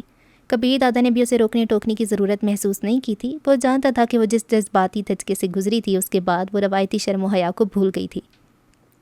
اخلاق حسین، مجھے گلوانے کے کئی طریقے معلوم ہیں اور یقیناً تم اس بات سے اچھی طرح واقف بھی ہو۔ گہرا سانس لے کر اخلاق حسین نے غیر ہوتی حالت کو سنبھالا اور پھر پھنسی پھنسی آواز میں بولا، ایس پی ضمیر حسین کو میں نے اور نوشاد افریدی نے قتل کرایا اور قتل کا الزام آپ کے سر ڈال دیا، جبکہ حقیقت یہ ہے کہ اس میں آپ کا کوئی ہاتھ نہیں تھا۔ کبیر دادا سرد لہجے میں بولا، فصیح الدین کے قتل کی حقیقت بھی اگلو۔ ایس پی ضمیر حسین نے مسز کبیر دادا کو اغوا کر کے فصیح الدین کی بے خبری میں اس کی کوٹھی میں پہنچایا اور اسے ایسے نشے کا ٹیکہ لگایا جس سے وہ بظاہر ہوش میں لگتے ہوئے بھی ہوش میں نہیں تھی۔ اس وجہ سے فصیح الدین کو بھی یہ معلوم نہ ہو سکا کہ لڑکی اپنی مرضی سے آئی ہے یا اسے اغوا کر کے وہاں پہنچایا گیا تھا۔ اور جیسے ہی وہ کمرے میں داخل ہوا، ایس پی کے ایک آدمی نے کبیر دادا کو فون کر دیا اور کبیر دادا نے یہ سمجھا کہ اس کی بیوی کو فاسی نے اغوا کرایا ہے۔ یقیناً آپ دونوں کو حقیقت واضح ہو گئی ہوگی۔ کبیر دادا نے فصیح الدین کی بیوی کرن اور سلطانہ کو ایک ساتھ مخاطب کیا تھا۔ دونوں کے چہروں پر خجالت نمایاں نظر آ رہی تھی۔ کہاں تو وہ کبیر دادا کو اپنے شوہر کا قاتل سمجھ کر بد دعاؤں اور کوسنوں سے نواز رہی تھیں اور حقیقت کھلتی ان پر ندامت حملہ آور ہو گئی تھی۔ کرن کی آواز ابھری، ہمیں انصاف چاہیے، ملے گا۔ کبیر دادا نے اس بات میں سر ہلاتے ہوئے تمام پر سرسری نگاہ دوڑائی۔ اس کی نظریں فرحانہ پر آ کر رک گئی تھیں، جو نفی میں سر ہلاتے ہوئے گویا باپ کی معافی کی طلبگار تھی۔ اپنے بارے اس کے دل میں چھپے جذبات سے بھی کبیر دادا اچھی طرح واقف تھا۔ اس کے زخموں کو صاف کرتی تناوش نے اچانک اس کے کان سے منہ لگا کر کہا، مزید کوئی قتل نہیں ہوگا۔ کھنکار کے گلا صاف کرتے ہوئے وہ گویا ہوا، تھوڑی دیر پہلے ان دونوں حضرات کا قتل میرے سر لگا تھا اور شمشیر دادا نے فیصلہ کیا تھا کہ میں دونوں بیواؤں کو 15 کروڑ روپیہ ادا کر کے معافی مانگوں گا۔ وہ فیصلہ میں تم دونوں پر بھی لاگو کرتا ہوں۔ تم دونوں اپنی اپنی جگہ 15 کروڑ دونوں بیواؤں کو دو گے اور ہاتھ باندھ کر معافی مانگو گے۔ کیا تمہیں یہ منظور ہے؟ ان کے چہروں پر اطمینان ابھرا اور وہ بیک زبان بولے، منظور ہے۔ یہ تو تھا ناجائز قتل ہونے والوں کا فیصلہ۔ اب جو سازش میرے خلاف تیار کی گئی تھی اس کے لیے بھی وہی فیصلہ ہوگا جو شمشیر دادا نے کیا تھا۔ آج کی رات فرحانہ میرے ساتھ گزارے گی اور کل نغمہ بیگم، اس پر کوئی اعتراض؟ کبیر دادا کی بات پہ فرحانہ کا چہرہ خوشی سے کھل اٹھا تھا. اس نے شرما کے سر چکا لیا تھا، جبکہ اخلاق حسین اور نوشاد کے چہروں پر 12 بجنے لگے تھے. اخلاق حسین اکلایا، ہم معافی چاہتے ہیں کبیر دادا، ہم سے غلطی ہوئی، کوئی اور سزا تجویز کر دیں. کبیر دادا زہر خند لہجے میں بولا، جب یہ سزا شمشیر دادا نے میری بیوی کے لیے تجویز کی تھی اس وقت تو تم خاموش بیٹھے رہے. کبیر دادا کی بات پر دونوں نے سر جھکا لیا تھا. آپ ایسا کچھ نہیں کرنے والے، اٹھیں اب آرام کریں. تناوش اس بات پر کہاں راضی ہو سکتی تھی. فوراً کھڑے ہو کر کبیر دادا کا بازو کھینچنے لگی. چلتے ہیں نا، کبیر دادا نے اسے منع کرنا چاہا. کہہ دیا نا اٹھیں. تناوش کا لہجہ کسی اکڑ مزاج بیوی کا سا تھا.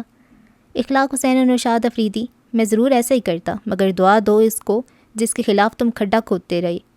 کبیر دادا آہستہ آہستہ کھڑا ہو گیا. بھیا، تناوش نے پاشا کو پکارا اور پاشا نے فوراً آگے بڑھ کر کبیر دادا کو سہارا دے دیا تھا. کمینی، فرحانہ نے رخسانہ کے کان میں سرگوشی کی. کتنا اچھا موقع مل رہا تھا، سچ میں اسے صبح تک شادی کے لیے راضی کر لیتی. امکانہ باتیں نہ کرو بے وقوف. رخسانہ اسے ڈانٹے بنا نہ رہ سکی. کبیر دادا کے جانے کے بعد باقی بھی وہاں سے رخصت ہونے لگے تھے. ڈاکٹر نے کبیر دادا کے زخموں پہ لگانے کے لیے پایوڈین دی اور کھانے کے لیے درد کش اور سکون آور گولیاں دے کر رخصت ہو گیا. وہ ڈاکٹر کبیر دادا کی گینگ کا حصہ ہی تھا. تناوش دودھ گرم کر کے لے آئی. اس کی گولیاں لیتی پاشا کھڑا ہو گیا. اب آپ آرام کریں. اور کبیر دادا کے سر ہلانے پہ وہ کمرے سے نکل گیا. دودھ کا خالی گلاس کبیر دادا کے ہاتھوں سے لے کر تناوش نے تپائی پہ رکھا اور سر کے نیچے 2 تکیے رکھ کے اسے سہارا دے کر لٹانے لگی. درد تو نہیں ہو رہا؟ اس کا چہرہ ہاتھوں کے پیالے میں بھرتی ہوئی وہ چاہت سے پوچھنے لگی. کبیر دادا متبسم ہوا. اگر ہو رہا ہو تو تم کیا کرو گی؟ وہ شوخی سے بولی. پھر میں تکیے کی بجائے آپ کا سر اپنی گود میں رکھ لوں گی اور درد ختم ہو جائے گا. جب یہ چہرہ میری آنکھوں کے سامنے مسکراتا ہوا موجود ہونا تو مجھے گردن کٹ جانے پر بھی تکلیف نہیں ہوگی. وہ ناز سے مسکرائی. جھوٹا. جھوٹا کسے کہا؟ کبیر دادا نے مصنوعی غصہ ظاہر کیا. وہ اطمینان بھرے لہجے میں بولی، جھوٹے کو. کبیر دادا چند لمحے اس کے چہرے کو دیکھتا رہا اور پھر اس نے دونوں بازو وا کیے. وہ فوراً اس کے سینے پر سر رکھ کے لیٹ گئی. اس کے ساتھ ہی اس کے دماغ میں لڑائی کا منظر جاگا اور وہ گلو گیر لہجے میں بولی، میں ڈر گئی تھی کبیر، مجھے لگا میں آپ کو کھو دوں گی. اس کی ریشمی زلفوں میں انگلیاں پھیرتے ہوئے کبیر دادا کہنے لگا، تمہاری دعائیں میرے ساتھ تھیں نا، مجھے بھلا کیا ہو سکتا تھا. اپنے رب سے کیا ہوا وعدہ یاد آیا اور وہ کہنے لگی، ایک بات مانیں گے؟ کبھی ٹالی بھی ہے. یہ سارے کام چھوڑو، کہیں دور چلے جاتے ہیں، ایک چھوٹا سا گھر جہاں بس میں اور آپ ہوں گے. کوئی خوف، کوئی ڈر، کوئی قتل و غارت، کوئی سازش نہیں ہوگی. وہ جیسے سپنوں میں کھو گئی تھی. تو تمہارا خیال ہے یہ اتنا آسان ہے؟ کیوں؟ اس نے سر اٹھا کر کبیر دادا کی آنکھوں میں جھانکا جہاں اضطراب کی لہریں اٹھ رہی تھیں. اس راستے پر کوئی یو ٹرن موجود نہیں ہے میری جان. یہ سارے گینگسٹر میری جان کے دشمن بن جائیں گے. مگر کس لیے؟ وہ پریشان ہو گئی تھی. اس نے تو سوچا تھا کہ وہ کبیر دادا سے ہر بات آسانی سے منوا لے گی، مگر یہ نہیں جانتی تھی کہ کبیر دادا مجبور بھی ہو سکتا ہے، اور جس کام میں کبیر دادا کی جان کو کوئی خطرہ ہوتا اس کے تو وہ قریبی پھٹکنا نہیں چاہتی تھی. کبیر دادا اس کے لیے کتنا اہم تھا اس بارے میں اسے صحیح اندازہ تب ہوا جب کبیر دادا زندگی اور موت کی جنگ لڑ رہا تھا. کیونکہ میں تمام کے راز جانتا ہوں، زیر زمین دنیا کے کام کے طریقہ کار سے مکمل واقفیت رکھتا ہوں، اور میرے علیحدہ ہو جانے کی صورت میں انہیں ہمیشہ یہ خطرہ رہے گا کہ میں قانون نافذ کرنے والے اداروں کو مخبری نہ کر دوں.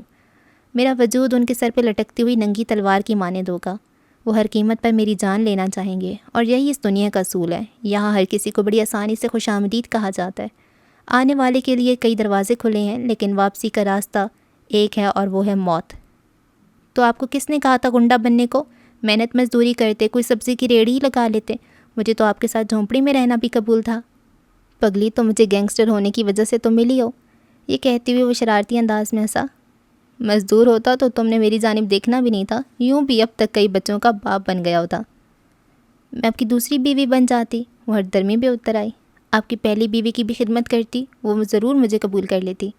کبیر دادا نے کہا، مطلب میرے لیے دوسری شادی کا دروازہ کھلا ہے؟ میں اپنی جان لے لوں گی. روحان سا ہو کر اس نے کبیر دادا کی چھاتی پہ تھپڑ مارا. کبیر دادا کے چہرے پہ تکلیف ابھری.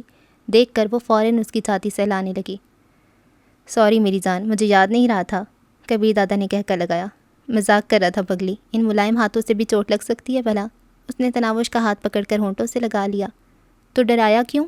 اس نے منہ بسورا. اور خبردار اگر دوسری شادی کا نام لیا سچ میں کچھ کھا کر جان دے دوں گی، پھر روتے رہنا. یار ہر وقت دھمکیاں دینا اچھا تو نہیں ہوتا. اس کے علاوہ آپ سدھرتے بھی تو نہیں ہیں نا. مسکراتی ہوئی وہ اٹھی. اچھا میں نماز پڑھ لوں، اور یاد ہے نا آپ نے بھی وعدہ کیا تھا، وہ اس صورت میں کہ تم 3 دن حیدرآباد گزارو گی۔ اچھا یہ بات ہے، وہ تیکھے لہجے میں بولی۔ ٹھیک ہے، میں بہرام بھیا کو کہہ دیتی ہوں مجھے امی کے گھر چھوڑ دے، 4 دنوں بعد لوٹ آؤں گی۔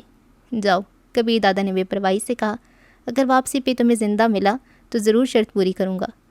یوں مرنے کا ذکر کر کے مجھے تکلیف دیتے ہوئے مزہ آتا ہے شاید، ناراضی بھرے لہجے میں کہتی ہوئے غسل خانے میں گھس گئی۔ کبیر دادا کی خوابگاہ سے نکل کر پاشا پارکنگ کی طرف بڑھا۔ اسے محافظوں کو اس نے کال کر کے تیار ہونے کا بتا دیا تھا۔ ملازموں کے کوارٹر کے سامنے اسے باقر اور رخسار پریشان بیٹھے نظر آئے۔ پاشا کو دیکھتی وہ اس کی طرف بڑھے۔ رخسار نے کہا، دادا ہم آپ کے پاس ہی آنے والے تھے۔ کیوں خیریت؟ اس نے حیرانی بھرے لہجے میں پوچھا۔ دادا ہم بے خبری میں مار کھا گئے، انہوں نے پولیس کی وردیوں میں قریب آ کر ایک دم ہی ہمارے سروں پر رائفلیں تان لی تھیں۔ چلو ٹھیک ہے، جو ہوا سو ہوا، پریشانی کیا ہے؟ کبیر دادا تو یہ نہیں کہیں گے کہ جو ہوا سو ہوا، انہوں نے تو رخصت کرتے وقت ہمیں ہوشیار رہنے کی خصوصی تاکید کی تھی، اور یقیناً وہ ہماری چمڑی ادھیڑ دیں گے۔ پلیز دادا ہماری سفارش کر دیں۔ دونوں کی شکل رونے والی ہو گئی تھی۔ یار ابھی تو میں جا رہا ہوں شاپ قصوری کی کوٹھی میں، وہاں شمشیر دادا کی لاش کا کچھ بندوبست کرنا ہوگا۔ میری واپسی تک کبیر دادا سو جائیں گے، البتہ کل ان سے ضرور بات کر لوں گا۔ اگر اس سے پہلے انہوں نے ہمیں طلب کر لیا تو؟ باقر نے اندیشہ ظاہر کیا۔ اچانک ایک خیال آنے پر پاشا مسکراتے ہوئے بولا، اچھا ایک حل ہے، تمہیں تھوڑی سی ہمت کرنا پڑے گی، اس کے بعد یقین مانو باز پرس تو چھوڑ کبیر دادا اس واقعے کا ذکر بھی تم دونوں کے سامنے نہیں کرے گا۔ آپ حل بتائیں دادا، ہمت ہمیں بہت ہے۔ دونوں حل جانے کے لیے بےتاب نظر آنے لگے۔ ایسا کرو گڑیا کو جا کر اپنی پریشانی بتا دو، پھر وہ جانے اور کبیر دادا تم دونوں کو کوئی اف تک نہیں کرے گا۔ گڑیا؟ وہ بیک زبان سوالیہ لہجے میں بولے۔ یار بیگم صاحبہ کی بات کر رہا ہوں، پاشا نے وضاحت کی۔ ان سے کیسے بات ہو سکے گی اس وقت؟ رخسار نے حیرانی سے پوچھا۔ خوابگاہ کے دروازے پر دستک دینے سے تو رہے۔ اس نے عشاء کی نماز اب تک نہیں پڑھی، اور وہ نماز خوابگاہ کے ساتھ والے کمرے میں پڑھتی ہے، شاید اب تک وضو کر کے نکل آئی ہو یا تھوڑی دیر تک نکلے گی، تم بس ڈرائنگ روم میں اس کا انتظار کرنا۔ یہ کہتی پاشا نے کار آگے بڑھا دی۔ اس کے محافظوں کی جیپ اس کے پیچھے چل پڑی تھی۔ کیا کریں؟ پاشا کے جاتی باقر نے پوچھا۔ کوشش کرتے ہیں، رخسار نے ہمت کرتے ہوئے ڈرائنگ روم کی طرف قدم بڑھا دیے۔ باقر بھی دھڑکتے دل کے ساتھ اس کے ساتھ ہو لیا۔ وہ ڈرے ڈرے خوابگاہ کے باہر کھڑے ہو گئے۔ انہیں زیادہ انتظار نہیں کرنا پڑا تھا۔ 15-20 منٹ بعد ہی تناوش سر پہ دوپٹہ لپیٹے کمرے سے باہر نکلی۔ اس کا تازہ دھلا چہرہ ظاہر کر رہا تھا کہ وہ وضو کر کے آ رہی ہے۔ ساتھ والے کمرے کی طرف بڑھتے ہوئے اچانک اس کی نظر ان دونوں کی جانب اٹھی۔ ایک دم رکتے ہوئے وہ ان کی طرف متوجہ ہو گئی۔ ارے آپ لوگ آ گئے، ٹھیک تو ہو نا؟ کوئی چوٹ وغیرہ تو نہیں لگی؟ ہم بالکل ٹھیک ہیں باجی صاحبہ، میرا مطلب بیگم صاحبہ۔ باقر جلدی میں بیگم کی جگہ باجی کہہ گیا تھا۔ تناوش کے چہرے پہ مسکراہٹ نمودار ہوئی۔ آپ مجھے باجی کہا کرو، اچھا لگتا ہے، باقر نے کہا۔ شکریہ باجی۔ اچھا آپ لوگ آرام کرو، میں نماز پڑھنے لگی ہوں۔ وہ کمرے کی طرف مڑی۔ رخسار نے جلدی سے کہا، باجی ہم آپ کا انتظار کر رہے تھے۔ کیوں خیریت؟ وہ حیرانی سے ان کی طرف مڑی۔ رخسار نے کہا، باجی آپ جانتی ہیں ہم بے قصور ہیں، انہوں نے ایک دم ہی ہمارے سروں پر ہتھیار تان لیے تھے، ہم چاہ کر بھی کچھ نہیں کر سکتے تھے۔ بالکل، تناوش نے اس بات میں سر ہلایا۔ رخسار نے رونی صورت بنا کر کہا، باجی یہ بات کبیر دادا کو کون سمجھائے گا، وہ تو اسے غفلت جانتے ہوئے ہماری چمڑی ادھیڑ دیں گے۔ تناوش کے نگرئی کہکے نے ان کے دلوں کو ڈھارس بندھائی۔ وہ خشکن لہجے میں بولی، ارے اتنی چھوٹی سی بات پر پریشان ہیں آپ دونوں، جائیں کبیر آپ سے اس واقعے کا ذکر بھی نہیں کریں گے، یہ تو میرا اور میرے بھائیوں کا معاملہ تھا۔ اطمینان کا گہرا سانس لیتے ہوئے وہ بیک زبان بولے، شکریہ باجی۔ شادی کی آپ لوگوں نے؟ جی باجی، انہوں نے اس بات میں سر ہلایا۔ اچھا ایسا کرو، عظیم کے پاس چلے جاؤ اور اسے میری طرف سے کہو کہ آپ دونوں کو 20-20 ہزار روپے دے دے، ان پیسوں سے آپ دونوں اپنی بیگمات کو شاپنگ کرانا۔ جی باجی، شکریہ باجی۔ وہ خوشی سے کھل اٹھے تھے۔ تناوش مسکراتی ہوئی کمرے میں داخل ہو گئی۔ وہ دونوں ایک دوسرے کے ہاتھ پہ ہاتھ مارتے ہوئے اپنی رہائش گاہ کی طرف بڑھ گئے۔ اللہ پاک نے جیسی صورت دی ہے وہ اس سے زیادہ اخلاق دیے ہیں، باقر متاثر کن لہجے میں بولا۔ ہمیں بھائی اور آپ کہہ کر مخاطب کر رہی تھی، رخسار بولا۔ امید نہیں تھی کہ یہ مسئلہ اتنی آسانی سے حل ہو جائے گا اور بجائے پٹائی کے انعام ملے گا۔ شکر ہے پاشا دادا کی بات مان لی تھی۔ باقر نے اس کی ہاں میں ہاں ملائی۔ اس وقت وہ دونوں ملازموں کے کوارٹرز کے قریب پہنچ گئے تھے۔ عظیم کے کمرے میں روشنی جلتے دیکھ کر وہ دروازہ کھٹکھٹا کر اندر گھس گئے۔ وہ اس وقت ٹی وی پر کوئی انگلش فلم دیکھ رہا تھا۔ آئیں جناب، انہیں دیکھتی وہ طنزیہ لہجے میں بولا۔ سنے کافی کارنامے سر انجام دیے تم دونوں نے۔ اس میں شک کی کیا عظیم صاحب؟ باقر نے فخریہ انداز میں سینہ چوڑا کیا۔ یہ تو سب کبیر دادا بتائیں گے کہ اس کارنامے پہ کتنا انعام دینا بنتا ہے، رخسار نے کہا۔ کبیر دادا کو کچھ نہیں کہہ سکتے، البتہ باجی نے بتا دیا کہ آپ سے 20-20 ہزار روپے لیں۔ باجی؟ کون باجی؟ اور کوئی باجی میرا کیسے بتا سکتی ہے؟ عظیم حیران رہ گیا تھا۔ باقر نے جواب دیا، باجی ہیں مسز کبیر دادا، اور اب آپ نے تصدیق کرنا تو جائیں کر لیں، ہم ابھی ان سے مل کر آ رہے ہیں۔ سچ کہہ رہے ہو؟ عظیم اب تک حیران تھا۔ رخسار نے پوچھا، کیا ایسا ہم جھوٹ بھی بول سکتے ہیں؟ باقی آپ بے شک تصدیق کر سکتے ہیں۔ تصدیق کیسے جی؟ اس باجی کی وجہ سے تو آج شمشیر دادا جیسے گینگسٹر کی گردن سلامت نہ رہی۔ تصدیق کر کے میں نے کبیر دادا کا تھپڑ کھانا ہے۔ عظیم کو تناوش کی وجہ سے کبیر دادا کا لگنے والا تھپڑ اب تک نہیں بھولا تھا۔ تکیے کے نیچے سے چابی نکال کر وہ لوہے کے سیف کی جانب بڑھ گیا، جس میں ضرورت کے لیے چند لاکھ کی ہر رقم ہر وقت موجود رہتی تھی۔ اچھا جی، تو سیکنڈ لاسٹ ایپیسوڈ کو ہم یہیں پہ کرتے ہیں اسٹاپ۔ اور یہاں پہ مجھے ایک بات یاد آ رہی ہے کہ جس نے بھی تناوش باجی کو ستایا اس نے رکشہ چلایا۔ یار یہ کیا چیز ہے؟ اس کو جو بھی چھیڑتا ہے وہ مر جاتا ہے۔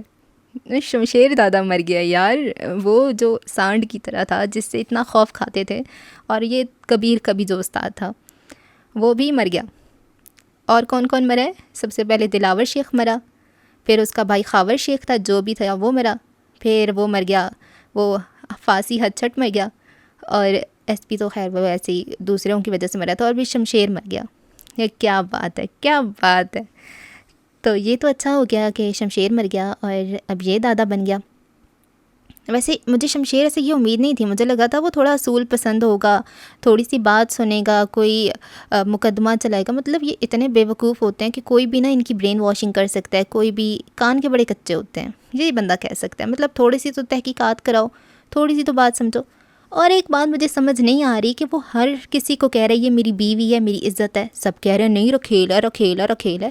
ایک دفعہ اس نے منہ سے بات نکال دی تھی کہ ہاں میں صرف وہ کیا کہتے ہیں خانہ پوری کے لیے نکاح کروں، اب نکال دیا تو اس کے بعد وہ 1000 دفعہ کہہ بھی تو چکے ہے وہ میری بیوی ہے، میری عزت ہے، میری عزت ہے، پھر بھی نہیں نہیں نہیں وہ بیوی نہیں ہے، وہ رکھیل ہے۔ بھینس کی تم کیا بیوی ولیمہ کرے تب بیوی مانو گے؟ وہ کہہ کے تھک رہا ہے۔ کوئی حال نہیں ہے یار، یہ ان کے ساروں کے دماغ میں نا گندگی بھری ہوئی ہے، یہ سارے گینگسٹر بہت خراب ہیں، اتنے خراب ہیں یار، حد ہوتی ہے۔ ویسے یہ ولیمہ کر ہی لیتا، جب اسے پتہ تھا اتنے مسئلے ہو رہے ہیں، ایک چھوٹا سا ولیمہ رکھ لیتا ہے نا، کیا جاتا، سب اس کو بیوی تو مان لیتے۔ حد ہوتی ہے۔ اچھا ہوا ہے سب کچھ اچھا ہو گیا، اور اب مجھے لگتا ہے کہ نیکسٹ ایپیسوڈ میں یہ ہوئے گا، کیونکہ اب تو کچھ مسئلہ رہا ہی نہیں ہے نا، سارے مسئلے حل ہو گئے، تو یہ لگتا ہے مجھے کہ یا تو کوئی نیا مسئلہ پیدا ہو جائے گا پھر وہ حل ہوئے گا، یا پھر یہ واپس بیک ٹو نارمل ہو جائے گا۔ بیک ٹو نارمل اتنا بھی خیر نارمل نہیں ہوتا، آسان نہیں ہوتا، شاید کوئی مر بھی جائے۔ اب دیکھتے ہیں اور کیا ہوتا ہے، اگلی قسط میں ملاقات ہوگی، تب تک کے لیے اللہ حافظ۔